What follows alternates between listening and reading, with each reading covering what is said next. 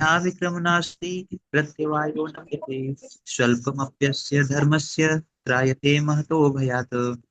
इस प्रयास में न तो हानि होती है, न ही ह्रास, अपितु इस पथ पर की गई अल्प प्रगति भी महान भय से रक्षा कर सकती है। जगत गुरु श्रीला प्रभुपाद की जय। कर्म का सर्वोच्च दिव्य गुण है कृष्ण भावनामृत में कर्म या इंद्रिय तृप्ति की आशा न करके कृष्ण के हित में कर्म करना। ऐसे ही कर्म का लघु आरंभ होने पर भी कोई बाधा नहीं आती है, न कभी इस आरंभ का विनाश होता है। भौतिक स्तर पर प्रारंभ किए जाने वाले किसी भी कार्य को पूरा करना होता है, अन्यथा सारा प्रयास निष्फल हो जाता है। किंतु कृष्ण भावना में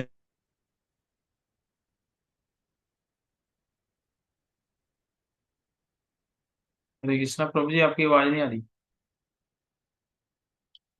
यहाँ से पढ़िए। राघव कृष्ण प्रभु जी।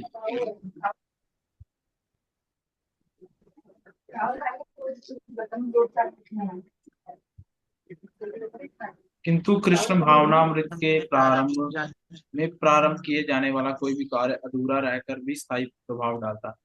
अतएव ऐसे कर्म करने वाले को कोई हानि नहीं होती, चाहे वह कर्म अधूरा ही क्यों न रह जाए।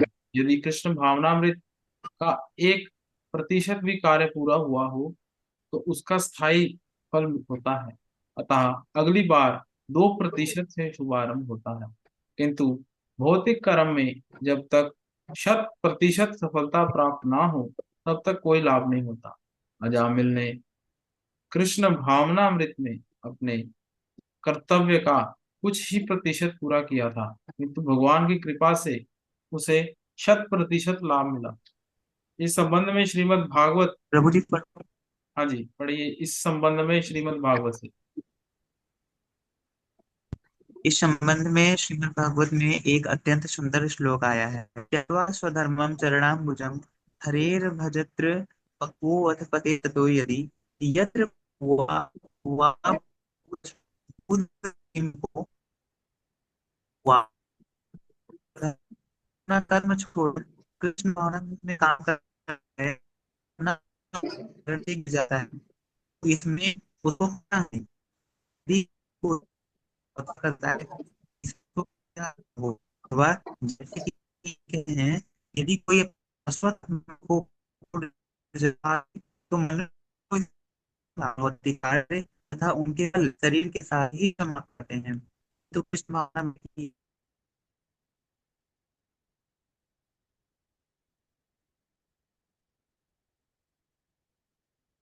क्योंकि नेटवर्क इशू हमें लग रहा है आज। यदि कोई भी अपना धर्म छोड़कर कृष्ण भावनामृत में कर्म करता है और फिर काम पूरा ना होने के कारण नीचे गिर जाता है तो इसमें उसको क्या हानि। और यदि कोई अपने भौतिक कार्य को पूरा करता है तो इसमें उसको क्या लाभ होगा। अथवा जैसे कि ईसाई कहते हैं, यदि कोई अपनी शाश्वत आत्मा को खोकर संपूर्ण जगत को पा ले तो मनुष्य को इससे क्या लाभ होगा। भौतिक कार्य तथा उनके फल शरीर के साथ ही समाप्त हो जाते हैं, किंतु कृष्ण भावनामृत में किया गया कार्य मनुष्य को इस शरीर में विनष्ट होने पर भी पुनः कृष्ण भावनामृत तक ले जाता है। कम से कम इतना तो निश्चित है कि अगले जन्म में सुसंस्कृत ब्राह्मण परिवार में या धन माली कुल में मनुष्य का शरीर प्राप्त हो सकेगा, जिससे उसे भविष्य के ऊपर उठने का अवसर प्राप्त हो सकेगा। कृष्ण भावनामृत में संपन्न कार्य का यही अनुपम गुण है। हरे कृष्णा। अंतरंगा माता जी, आप कर सकते हैं एक्सप्लेनेशन। हरे कृष्णा प्रभु जी, ये कौन से अध्याय का कौन सा श्लोक है? ये है दूसरे अध्याय का 40वां श्लोक माता जी। ठीक।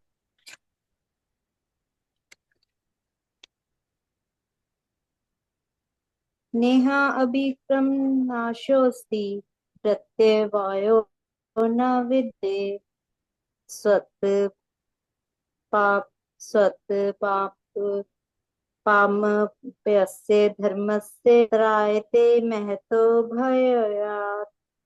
इस प्रयास में ना तो हानि होती है, ना ही ह्रास, अपितु इस पथ पर की गई अल्प प्रगति भी महान व्यय से रक्षा कर सकती है।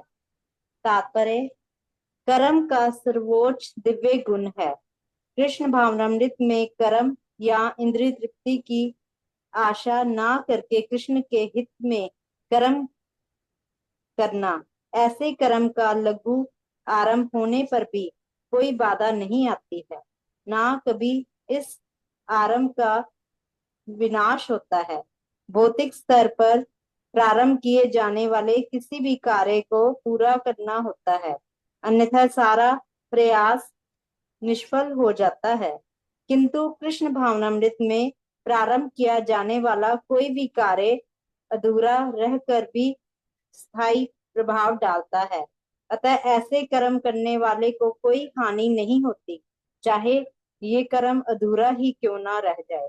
यदि कृष्ण भावनामृत का 1% भी कार्य पूरा हो तो उसका स्थायी फल होता है। अतः अगली बार ये 2% में शुभारंभ होगा, किंतु भौतिक कर्म में जब तक 100% सफलता प्राप्त ना हो तब तक कोई लाभ नहीं होता।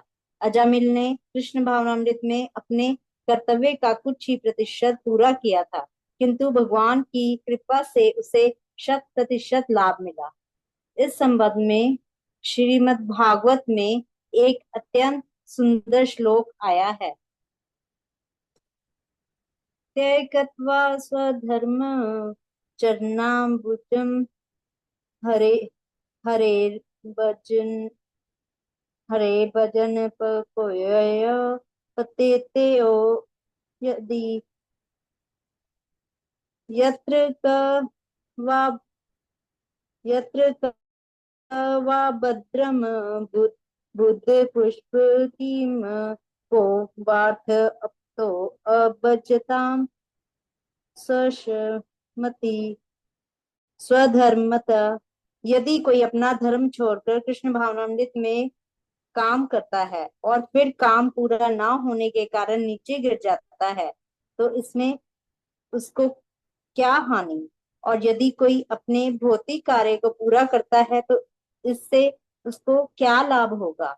अथवा जैसा कि ईसाई कहते हैं, यदि कोई अपनी शाश्वत आत्मा को खोकर संपूर्ण जगत को पा ले तो मनुष्य को इससे क्या लाभ होगा। भौतिक कार्य तथा उनके फल शरीर के साथ ही समाप्त हो जाते हैं, किंतु कृष्ण भावनामृत में किया गया कार्य मनुष्य को इस शरीर के विनष्ट होने पर भी पुनः कृष्ण भावनामृत तक ले जाता है।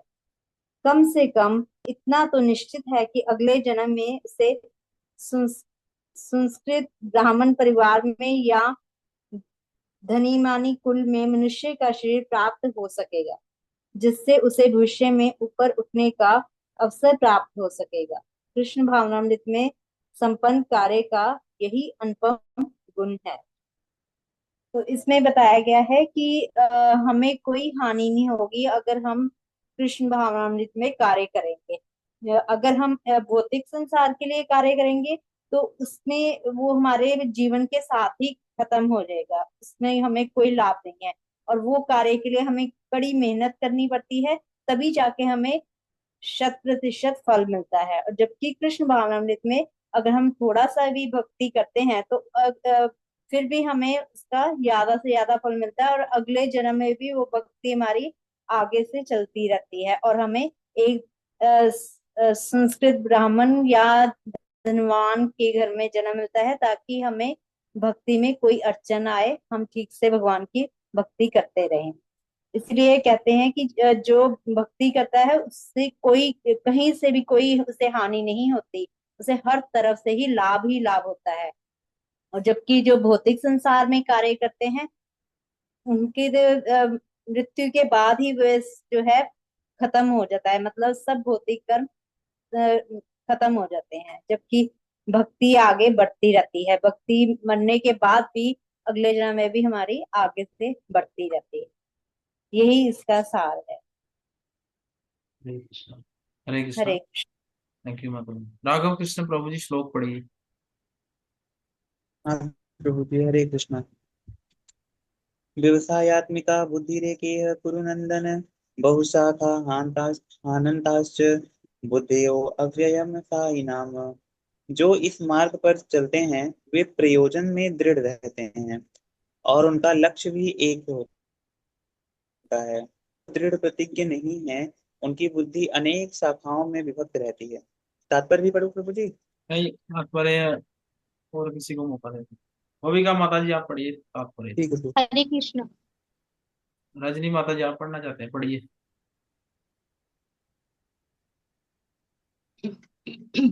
तात्पर्य यह दृढ़ श्रद्धा की कृष्ण भावना में द्वारा मनुष्य जीवन की सर्वोच्च सिद्धि प्राप्त कर सकेगा। व्यवसात्मिकता बुद्धि कहलाती है।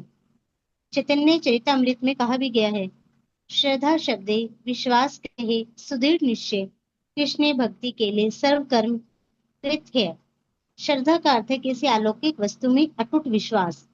जब कोई कृष्ण भावनामृत के कार्यों में लगा होता है तो उसे परिवार, मानवता या राष्ट्रीयता से बंधकर कार्य करने की आवश्यकता नहीं होती। पूर्व में किए गए शुभ अशुभ कर्मों के फल से ही उसे सकाम कर्मों में लगाते हैं। जब कोई कृष्ण भावनामृत में संलग्न हो तो उसे अपने कार्यों के शुभ फल के लिए प्रयत्नशील नहीं रहना चाहिए। जब कोई कृष्ण भावनामृत में लीन रहता है तो उसके सारे कार्य आध्यात्मिक धरातल पर होते हैं, क्योंकि उनमें अच्छे और बुरे का द्वैत नहीं रह जाता। कृष्ण भावनामृत की सर्वोच्च सिद्धि देहात्म बुद्धि का त्याग है। कृष्ण भावनामृत की प्रगति के साथ क्रमशः यह अवस्था सर्वत्र प्राप्त हो जाती है। कृष्ण भावना भावित व्यक्ति का दृढ़ निश्चय ज्ञान पर आधारित है। वासुदेव सर्व इति महात्मा सुदुर्लभ।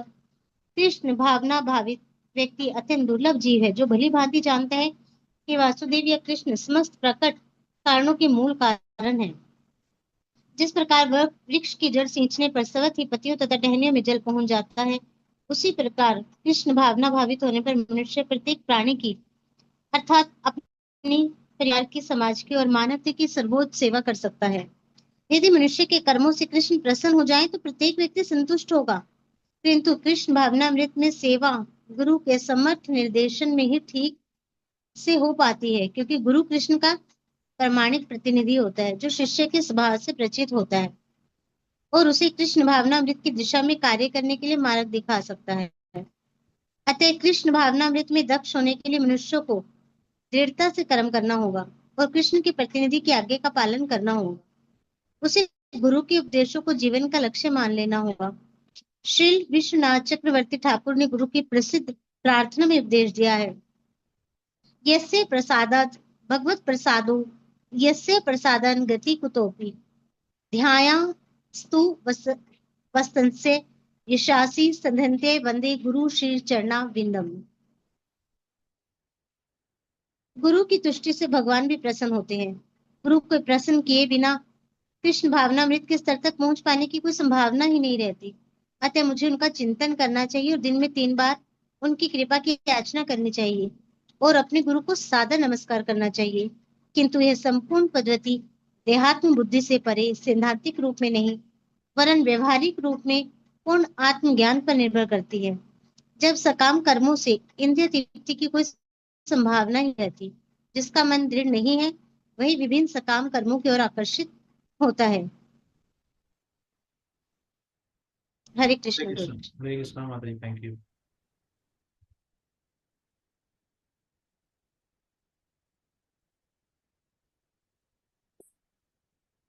हरे कृष्ण अंतरंगा माता जी।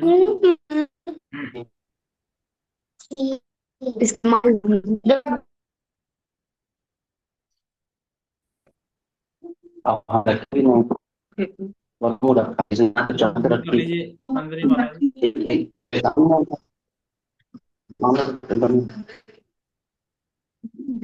हरे कृष्णा नंदिनी माता जी म्यूट कर लीजिए।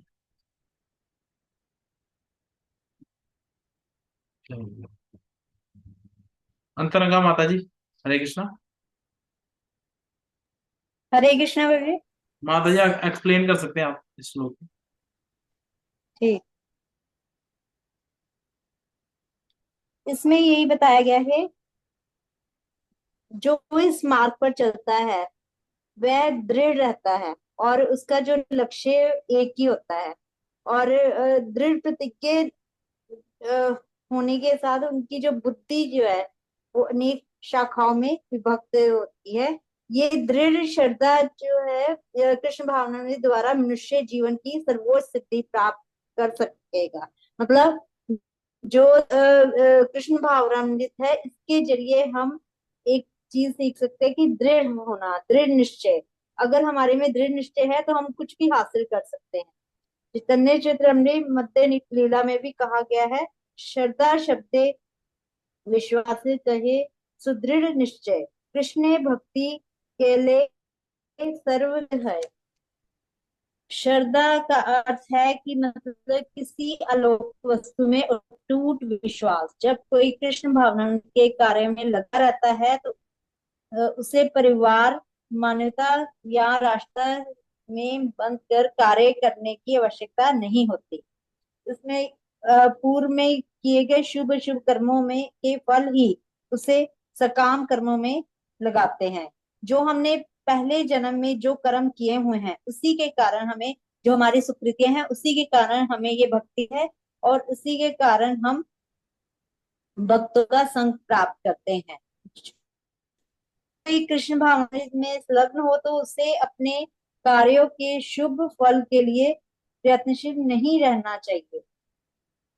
तो जब हम कृष्ण भावनामृत में होते हैं तो हमारा जो पूरी तरह से भगवान पर समर्पण होते हैं, तो हमारी जो पूरा ध्यान है भगवान ही रहे, जो वो हमारे हर कार्य को देखते हैं और हमारा पूरी तरह से उन्हीं पे हम आश्रित होते हैं। ये कोई में ये कोई कृष्ण भावना में लीन होता है और तो उसके सारे कार्य आध्यात्मिक धरातल पर होते हैं, क्योंकि उनमें अच्छे तथा बुरे या द्वैत नहीं रह जाते। तो जब कृष्ण भावनामृत में जो होता है वो से लीन होता है तो वो आध्यात्मिक स्तर पर होता है, तो इसलिए उसके जो कार्य वो ना बुरे होते हैं ना अ, अच्छे होते हैं, वो सब कृष्ण भावनामृत ही होते हैं। कृष्ण भावनामृत की सर्वोच्च सिद्धि देहात्म बुद्धि का त्याग है। मतलब हमें ये नहीं समझना कि हम शरीर हैं, हमें ये समझना है कि हम आत्मा है। अगर हम अपने आप को शरीर समझेंगे तो हम इसमें प्रगति नहीं कर सकते, और अगर हम ये समझेंगे कि हम आत्मा है तभी हम आध्यात्मिक उन्नति कर सकेंगे। कृष्ण भावनामृत की प्रगति के साथ क्रमश ये अवस्था समता प्राप्त हो जाती है। जब हम कृष्ण भावनामृत में होते हैं तो ये हमें अपने आप ही अवस्था प्राप्त हो जाती है कि हम शरीर नहीं आत्मा है। कृष्ण भावनामृत व्यक्ति का दृढ़ निश्चय ज्ञान पर आधारित है। वासुदेव सर्वम इति स महात्मा सुदुर्लभ। कृष्ण भावनामृत व्यक्ति जो है अत्यंत दुर्लभ जीव है, जो भलीभांति जानता है कि कृष्ण समस्त प्रकट कारणों के मूल कारण है, और जो कृष्ण भावनामृत में है वही वह जानता है कि भगवान जो है सब कारणों के कारण है। और ये जो जीव है कृष्ण भावनामृत वे दुर्लभ है, मतलब उसे कितने जन्मों के बाद ये भक्ति मिली है, तो इसलिए वो मानव, कहते हैं ना मानव शरीर बहुत दुर्लभ है, कि अगर हमने भक्ति नहीं की तो हमारे मानव मनुष्य बनने का कोई लाभ नहीं। ऐसे तो जानवर भी हैं, पशु भी हैं जो सोते हैं, खाते हैं, पीते हैं, फिर उठते हैं, फिर वही दिनचर्या करते रहते हैं। तो जो भक्ति करता है वो ही सर्वश्रेष्ठ है। जिस प्रकार वृक्ष की जड़ सींचने पर समता ही पत्तियों और टहनियों में जल पहुंच जाता है, आनंदित होने पर मनुष्य प्रत्येक कार्य, प्रत्येक प्राणी की अर्थात अपने परिवार की, समाज की मानवता की सर्वोच्च सेवा कर सकता है। तो अगर हम भगवान की सेवा करते हैं तो सब संतुष्ट रहते हैं, हमारा परिवार, समाज, हर कोई संतुष्ट रहता है। यदि मनुष्य के कर्मों से कृष्ण प्रसन्न हो जाए तो प्रत्येक व्यक्ति संतुष्ट होगा। तो यही इसमें बताया गया, अगर भगवान संतुष्ट हो गए, प्रसन्न हो गए, तो वह संतुष्ट रहेगा। किंतु कृष्ण भावनामृत में सेवा गुरु अर्थ निर्देशन में ही से हो पाती है, क्योंकि गुरु कृष्ण का प्रामाणिक प्रतिनिधि होता है। तो जो हमें गुरु कहते हैं उसी के अनुसार हमें कार्य करना चाहिए। अगर हम उनके अनुसार उनके निर्देशन में कार्य करते हैं तो हम प्रगति जल्दी करते हैं। जैसे वो कहते हैं कि सुबह मंगला आरती करनी चाहिए, हमें जल्दी उठना चाहिए, नाम जप करना चाहिए, ये सब अगर हम गुरु के संरक्षण में करते हैं तो हम आध्यात्मिक उन्नति जल्दी कर पाते हैं। कृष्ण भावनामृत की दिशा में कार्य करने के लिए मार्ग गुरु ही दिखाते हैं। अतः कृष्ण भावनामृत में दक्ष होने के लिए मनुष्य को दृढ़ता से कर्म करना होगा और मनुष्य के प्रतिनिधि की आज्ञा का और कृष्ण के प्रतिनिधि की आज्ञा का पालन करना। कृष्ण के प्रतिनिधि कौन है? गुरु। जो गुरु हमें कहते हैं उनकी आज्ञा का हमें ठीक से पालन करना होगा, तभी हम दृढ़ बन पाएंगे और अपने कार्य में उन्नति कर पाएंगे। से गुरु के उपदेशों को जीवन का लक्ष्य मान लेना होगा।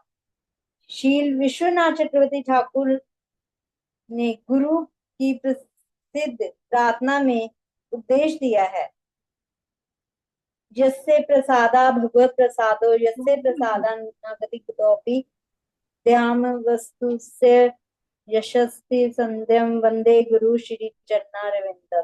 गुरु की तुष्टि से भगवान भी प्रसन्न होते हैं। गुरु को प्रसन्न किए बिना हम कृष्ण भावना के स्तर पर पहुंच पाने में कोई संभावना नहीं रहती। तो यही इसमें बताया गया कि अगर गुरु प्रसन्न है तो भगवान भी प्रसन्न रहते हैं। हमें कैसे पता लगता है कि भगवान प्रसन्न है? अगर हम गुरु के निर्देशों के अनुसार चलते हैं, अगर हमारे गुरु प्रसन्न। अतः मुझे उनका चिंतन करना चाहिए और दिन में 3 बार उनकी कृपा की याचना करनी चाहिए और अपने गुरु को सादर नमस्कार करना चाहिए। किंतु ये संपूर्ण पद्धति देहात्म बुद्धि से परे सिद्धांतिक रूप में नहीं, वरना व्यवहारिक रूप में पूर्ण आत्म ज्ञान पर निर्भर करती है। जब काम कर्मों से इंद्रिय तृप्ति की कोई संभावना नहीं रहती, जिसका मन दृढ़ नहीं है, वही विभिन्न सकाम कर्मों की ओर आकर्षित होता है। तो इसमें यही बताया गया कि वही सकाम कर्मों की ओर आकर्षित होगा जो दृढ़ नहीं है, जिसका मन दृढ़ नहीं है, जिसका मन अपने कंट्रोल में नहीं है, वही भौतिक संसार में आकर्षित होगा। और अगर मन को कंट्रोल करना है तो हमें इस पे जल्दी उठना होगा, नाम जप करना होगा, जिससे कि हमारा मन हमारे कंट्रोल में हो और हम अपनी इंद्रियों को अपने वश में करके दृढ़ संकल्प बन सके और भक्ति में प्रगति कर सके। हरे कृष्ण। हरे कृष्णा। थैंक यू माता जी। आज हम क्लास को यहीं पे विश्राम दे रहे हैं। कल पुनः इसी सीरीज को कंटिन्यू करने के लिए सेकंड चैप्टर के 42 वर्ष की ओर हम बढ़ेंगे। 42 और 43 इकट्ठे ही हैं। बहुत बहुत धन्यवाद माता जी आपका, आपकी उपस्थिति के लिए। आप हम सभी भक्तों को अपना एसोसिएशन देने के लिए आपने समय निकाला। सभी का बहुत बहुत धन्यवाद। अगर किसी का कोई प्रश्न है तो आप पूछ सकते हैं। हरे कृष्णा प्रभु जी, दंड प्रणाम। हरे कृष्णा जी, पूछिए। हरे कृष्णा। प्रभु जी, एक लाइन लास्ट में मेरी समझ में नहीं आ रहा है। जिसका मन दृढ़ नहीं है वही विभिन्न सकाम कर्मों की ओर आकर्षित होता है। ये सकाम कर्म क्या है प्रभु जी? हरे कृष्णा।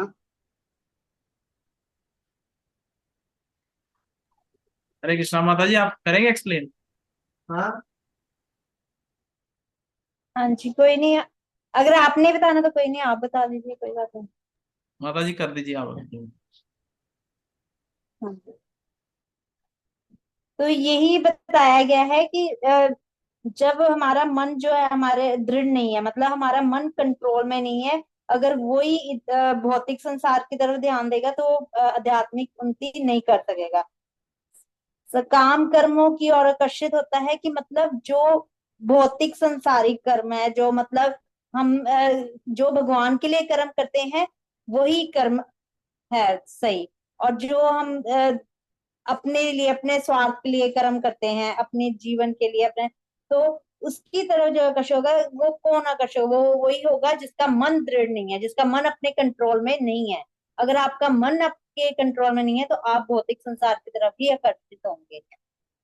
तो अपने मन को दृढ़ करने के लिए हमें सुबह जल्दी उठना चाहिए, नाम जप करना चाहिए और हमें अपना अपने गुरु की आज्ञा के मार्गदर्शन में ही पूरा आगे उन्नति करनी चाहिए। जैसे वो बताते हैं कि 16 माला जप प्रॉपर कीजिए और सुबह जल्दी उठिए, मंगला आरती अटेंड कीजिए।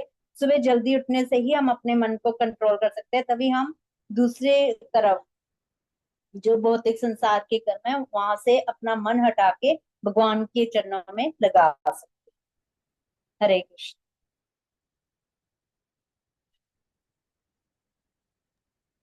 हरे कृष्णा। थैंक यू माता जी।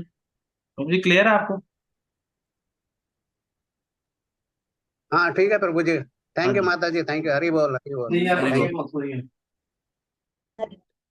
ठीक है, तो आज हम यहीं पे विश्राम कर रहे हैं क्लास को। वांछा कल्प तरुर्भ्यश्च कृपा सिंधु भैवच पतितानां पावनेभ्यो वैष्णवेभ्यो नमो नमः। अनंत कोटि वैष्णव वृंद की जय। भगवत वाणी श्रीमद् भगवत गीता की जय। जगत गुरु शिला प्रभुपाद की जय। निताई गौर प्रेमानंदे। तो आइए सभी एक बार माता जी के लिए हरे कृष्ण महामंत्र का उच्चारण करेंगे। Hare Krishna Krishna Krishna Hare Hare, Hare Ram Hare Ram Hare Ram Hare Ram Hare Hare. Thank you, thank you Hare. So much माता जी। सभी भक्तों का बहुत बहुत धन्यवाद। विश्वम्बर प्रभु जी, रजनी माता जी, अंशु कृष्ण प्रिया माता जी, राघव कृष्ण प्रभु, नंदिनी माता जी। हरे हरे कृष्ण। कृष्णा, दंडवत प्रणाम।